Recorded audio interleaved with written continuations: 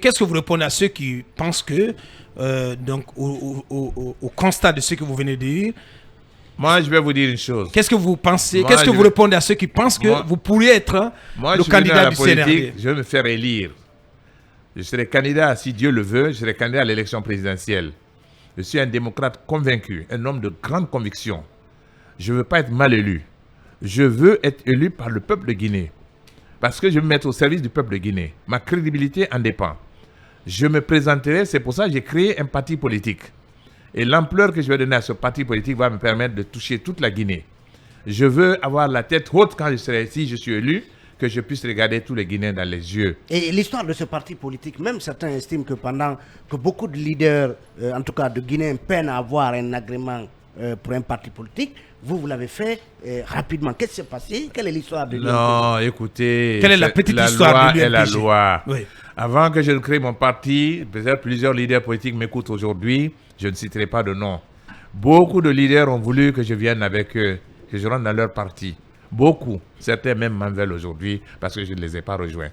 Mais je ne pouvais pas rejoindre un leader qui était en place parce que je considérais que la politique qu'elle était pratiquée en Guinée, je l'ai pratiquée un moment. J'ai vu qu'en 2010, les gens votaient de l'ethnie. C'est clair. J'ai été candidat en 2010. Oui. Les grands candidats, ceux qui ont eu le plus grand nombre de voix, c'est leur ethnie. Toutes les ethnies se sont alignées derrière leur fils. Et moi, je ne fais pas la politique de cette manière. Je suis contre cette manière de faire la politique. Je suis arrivé, j'ai refusé de faire partie de ces partis politiques. Ils m'ont demandé, plusieurs leaders m'ont demandé d'être avec eux. Je n'ai pas voulu. Certains m'en veulent aujourd'hui pour ne les avoir pas rejoints. Mais j'ai gardé de bons rapports avec eux et je vais maintenir ces rapports avec eux. On ne m'a pas... Ce que j'ai fait, comme actuellement ils sont en train d'assainir le fichier des partis politiques, l'obtention des agréments n'est pas possible. J'ai utilisé la loi, la charte des partis. La charte des partis qui veut qu'un parti peut changer de dénomination.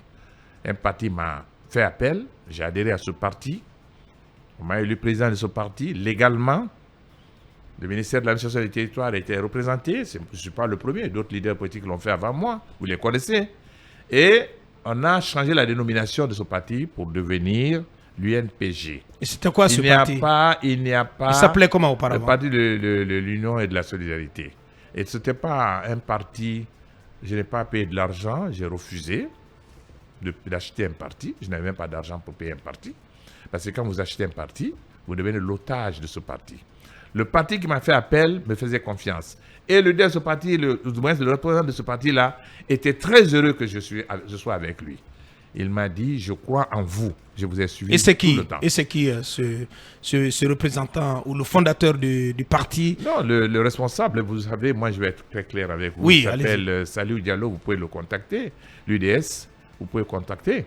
Et c'est ce parti-là qui a été transformé en UNPG conformément à la charte des partis politiques. Et je ne suis pas le premier à le faire. Voilà, c'est autorisé par la loi. Voilà qui est très clair. Oui.